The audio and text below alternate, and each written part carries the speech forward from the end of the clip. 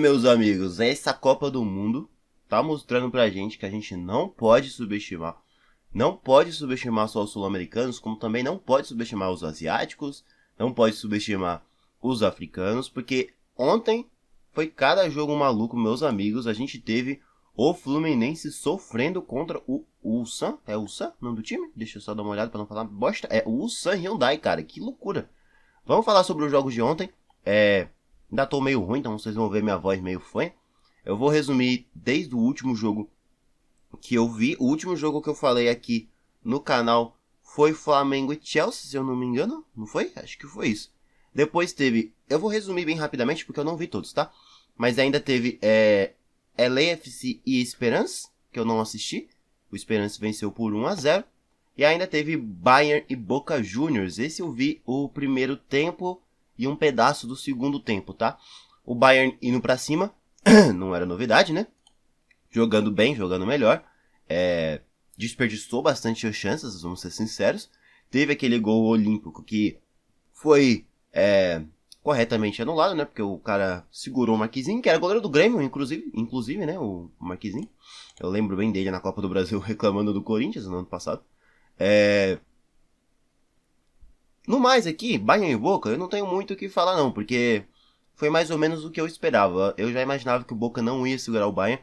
Esse Merentiel fez um puta de um golaço com drible da vaca, que chama, né? Um baita de um drible, cara, golaço que ele fez. O Boca teve seus momentos de imposição. A torcida do Boca novamente foi maravilhosa ali lá no estádio. Acho que os alemães se surpreenderam. Mas, cara, esse jogo aqui foi a prova que torcida não ganha jogo, né? Porque, por mais que a torcida do Boca fez uma festa, foi lindo.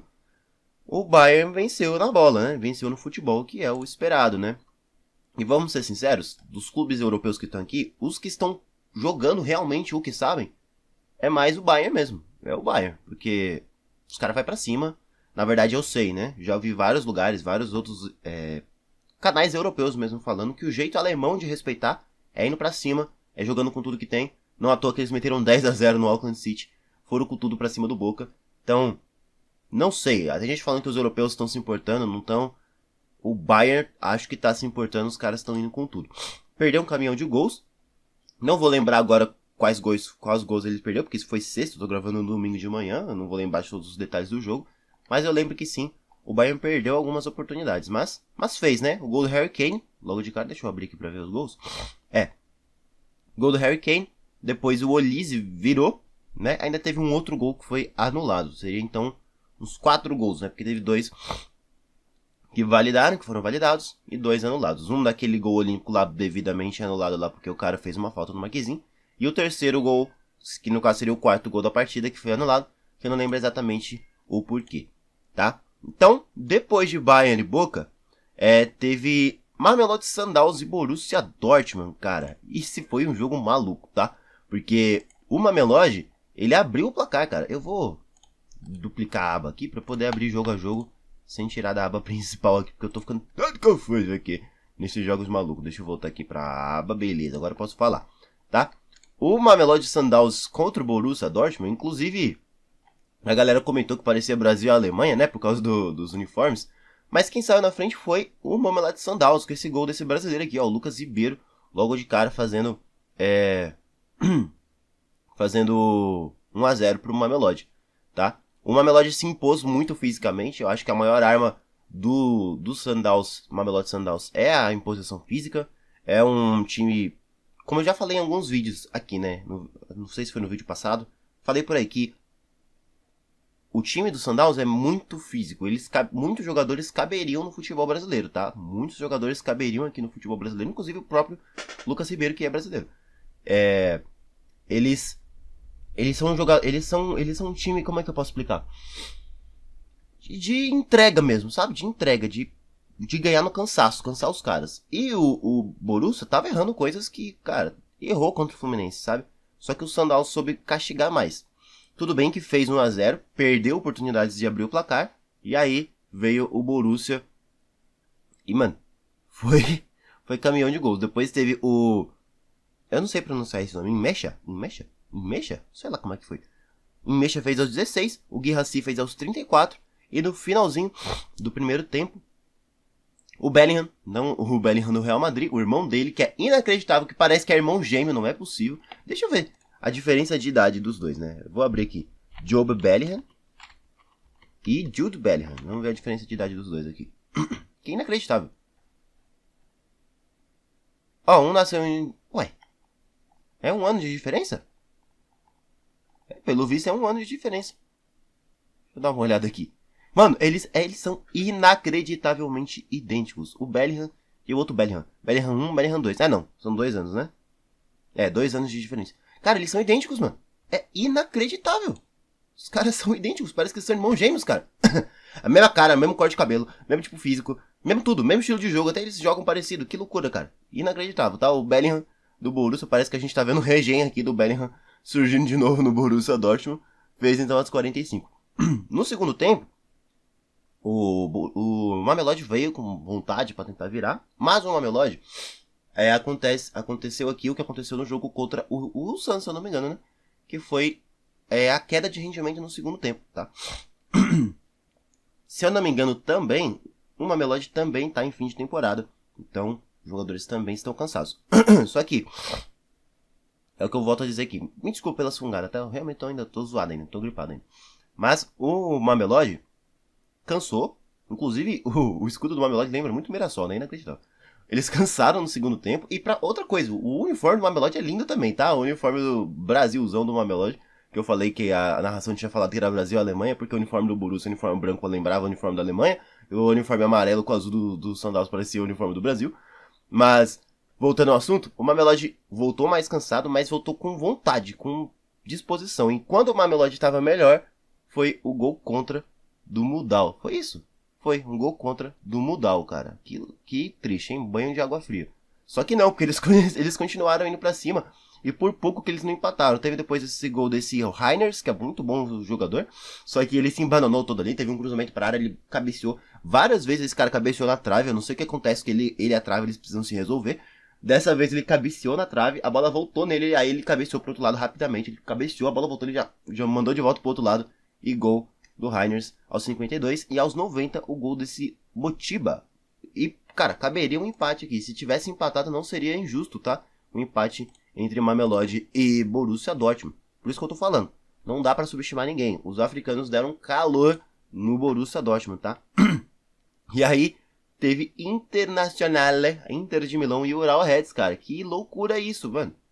Que loucura, que loucura. Eu não consigo abrir essa bodega, né? Loucura. Mas a gente teve um jogo, cara, que o Ural Reds saiu na frente, tá? E segurou quase o jogo inteiro o resultado, mano. E o Ural merecia ter ganho, cara. Eu torci pro Ural.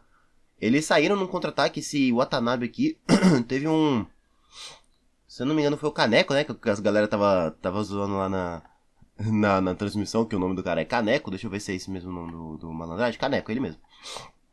Eles receberam em contra-ataque, aquele negócio que foi uma bola só no jogo, recebeu, fez um drible lindo no Carlos Augusto e cruzou pra dentro da área. E esse Watanabe fez o gol aos 11 minutos, o Urawa Reds na frente do placar. Loucura, a torcida vibrando, mano. Os japoneses lá em festa, o Urawa é japonês, né? Os japoneses em festa lá fazendo, gritando e não sei o que, cara, muito louco. Eu fiquei de cara, tá? Fiquei de cara. E a Inter não tava conseguindo Não, eles estavam chegando, porque o Ural praticamente estava só se defendendo. Mas não estavam tendo efetividade, sabe? Não tava tendo aquele... Sabe, aquele negócio que a gente espera de um time europeu contra um time asiático, sabe? Por isso que eu estou dizendo, não dá pra subestimar ninguém. E aí aos 78, cara, 78, o gol do Watanabe foi aos 11. Aos 78, o cara cobrou, não lembro quem foi... Cobrou um escanteio muito mal, tá? Nunca vi você cobrar um escanteio na altura da cintura de alguém. Só que aí veio a entrega do Lautaro Martinez, que fez uma... Eu não sei como é que chama, né? Uma puxeta que chama? Não é uma bicicleta, mas... Ele conseguiu, mano. Porque o Lautaro é raça pura. Ele conseguiu mandar pro fundo do gol. Aos 78, um Inter, um Urawa Reds. Pra mim, se tivesse empatado seria ótimo. Mas nos acréscimos, eu juro pra vocês, eu tava deitado aqui, assistindo. E subi a placa de 4 minutos de acréscimo. Eu levantei pra fazer alguma coisa. Não sei o que foi. Quando eu voltei, o jogo tinha acabado. 4 minutos de acréscimo. Eu já achei que não ia acontecer mais nada. E aí, aos 90+2, esse Valentim Carboni fez o gol. Eu não vi o gol, não vou dizer pra vocês, não vou saber dizer pra vocês como que fez o gol, como que foi esse gol, mas esse Carboni, que eu não sei exatamente quem que é, virou pra Inter. Inter 2, Urawa Reds 1, meus amigos. Cara, esse campeonato tá sendo inacreditável. Coisa louca, coisa louca. Beleza, né? Então aí a gente vai pro dia seguinte, que a gente teve então... cadê? Deixa eu achar os jogos que foi no dia seguinte. Cadê? O dia seguinte? Achei aqui. Aí no dia seguinte a gente teve... Não, na verdade... Ah não, ainda no mesmo dia, né? A gente teve Fluminense e o San Hyundai, é verdade. Teve 2 jogos ainda, Fluminense e o San Hyundai em River Plate e Monterrey. Eu vou falar já de River Plate e Monterrey, que o importante é o Fluminense e o San. River Plate e Monterrey 0-0. Tá? Eu nem assisti, foi um jogo tarde, vocês sabem que quando o jogo é muito tarde eu acabo não assistindo. 0-0. Acho que não tem muito o que falar, porque eu acho que assim, pelo que a galera comentou, foi um jogo bem, sabe, bem brutal. Não sei se brutal é a palavra, mas um jogo bem pegado, meio de violência e tal. Teve até uma expulsão aqui, que foi o Castanho, aos 90+1, ele foi expulso. Eu não assisti, tá? A galera até falando que foi tipo uma Libertadores. E não duvido que seja mesmo, porque o Monterrey já disputou Libertadores, né? Quando os times do México jogavam Libertadores, então... Deve ter sido uma Libertadores, só que foi 0-0, então... Assim... Não assisti.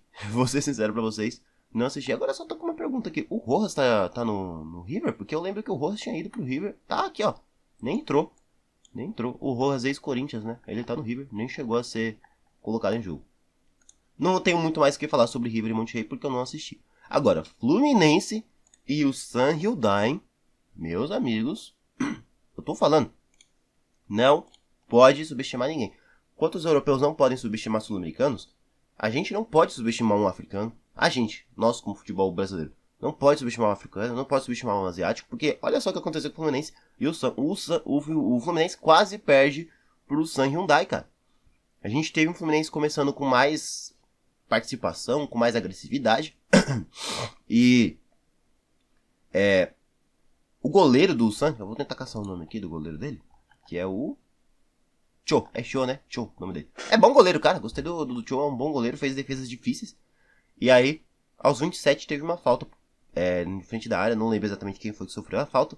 E o John Arias faz uma cobrança magnífica lá, bem no ângulo, gol do Fluminense. Beleza, tá aí tudo bem. Festa, cara, muito maneiro, porque dessa vez a gente viu 2 torcidas apaixonadas, porque os coreanos estavam fazendo festa lá, enquanto os brasileiros também estavam fazendo festa. Esse foi um dos jogos mais legais de ver em questão de torcida, a gente viu as 2 torcidas bem presentes no jogo.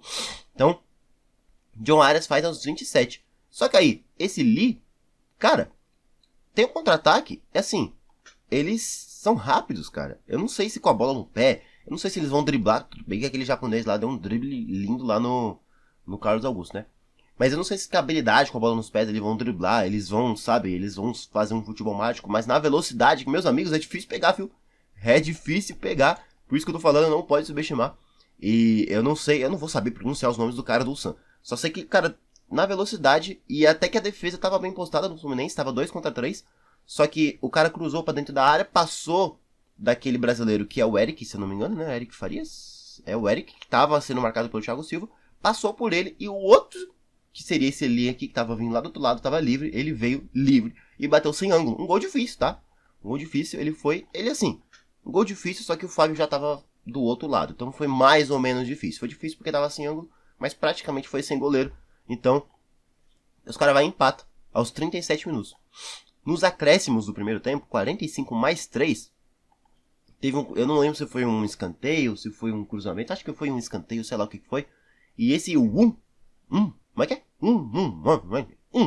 Uns caras chamam de Ele deu um peixinho na bola. Outro gol difícil, cara. Vai subestimando. Subestima pra vocês verem.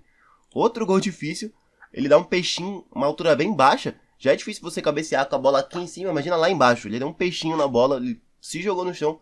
E matou o Fábio, né? O Fábio que, pô, fez boas defesas, tá? O Fábio, eu gosto muito do Fábio. É um goleiro que tem uma longevidade absurda e faz umas defesas absurdas. Eu gosto muito dele. Só que não deu, cara. Ele acho que pegou o Fábio de surpresa. Acho que ninguém imaginava que ele ia dar aquele peixinho. 2-1. O San vira o jogo contra o Fluminense, cara. Que loucura.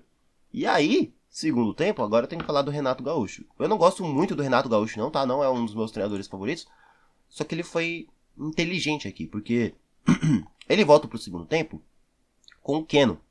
Eu não sei exatamente quem que ele tira pra colocar o Keno, só que ele mete 4 atacantes. Ele tinha começado o jogo com Cano, o Serna, o Arias e o Ganso, certo? Que era o trio de meio campo ali. Depois ele coloca o Keno e ele coloca também o Everaldo. Se eu não me engano, ele mete 4 atacantes. Ele mete uma linha de 4 atacantes. Que eu já vi vários treinadores fazendo e eu não gosto. Nunca gostei disso porque fica meio descoordenado, né? Os caras não se encontram muito bem dentro da área. O próprio Ramon aqui no Corinthians fazia muito isso. Eu não gostava. Só que aqui fez sentido. Por quê? Porque o San Hyundai se defende com uma linha de 5. Que é um negócio que, sim, é difícil de ver, tá? Um cara se defender com uma linha de 5. 3 zagueiros e 2 laterais. Então, o Fluminense não conseguia pisar na área para finalizar muito por conta dessa linha de 5. A área era muito povoada. Então vinha essa linha de 5 com Kim, Trojak, Lee, Ludwigson e o Kang. Olha só, consegui falar o nome de todo mundo. E ainda tinha uma outra linha de 3 para compor essa linha de 5 que vinha depois, né? Com esse Lee, o Bojang e o Ko. Então, tô olhando a escalação, tá? Não decorei o nome de todo mundo, não. Tem que olhar a escalação aqui. Mas era muito difícil. Cara, você pode falar o que quiser. Ah, mas é um time fraco. Ah, é um time que não tem talento. Mano, mas se você mete uma linha de 5, uma linha de 3 e você povoa a área, é difícil os caras pisarem. Não importa o nível do seu time. É difícil os caras pisarem na área. Então, o time do Fluminense não estava conseguindo ter... Até criava, até tinha algum volume de jogo, mas não estava chegando tanto no ataque quanto a gente esperava que chegasse. Então, ele mete uma linha de 4 atacantes para tentar igualar ali com a linha de 5 do Ulsan. Também porque o técnico do Ulsan queria vencer o jogo. Eu acho que ele começou a liberar um pouco mais um time, então a linha de 5 começou a ser desmontada. E aí teve a entrada do Keno que mudou o jogo. Então a gente teve o Nonato aos 66 empatando. Depois o Freitas, quando a bola sobra para ele, virando o jogo. E no finalzinho, merecido, um gol do Keno. Faz um gol de cabeça. Cara, o que eu posso falar sobre esse jogo aqui? Não subestime ninguém, cara. A gente tá vendo esse Mundial e estamos falando, cara, o futebol brasileiro é melhor que o europeu. Não, tá? Não é isso. Só que o que a gente pode tirar de lição é que não é tão disparada a diferença. Lógico, os caras são melhores, eles têm mais grana. Pô, quanto mais grana você tem, você monta um melhor elenco, certo? Ter muita grana é sinal de ter um time melhor.